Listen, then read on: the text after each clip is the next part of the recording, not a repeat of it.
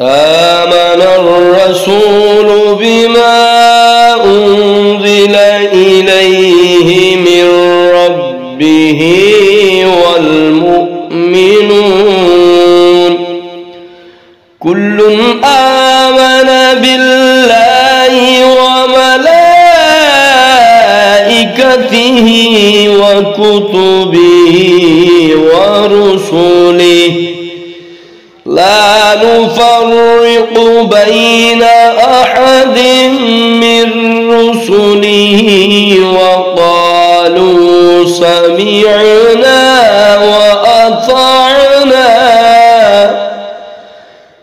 وأطعنا غفرانك ربنا وإليك المصير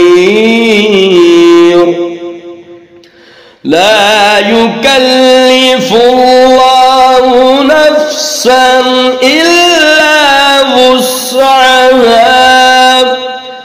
لها ما كسبت وعليها ما اكتسبت ربنا لا تؤاخذنا إن نسينا أو أخطأنا ربنا ولا تحمل علينا إصرا كما حملته على الذين من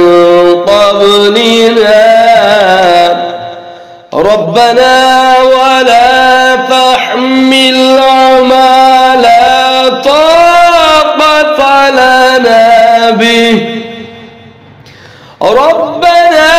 ولا تحملنا ما لا طاقة لنا به واعف عنا واغفر لنا وارحمنا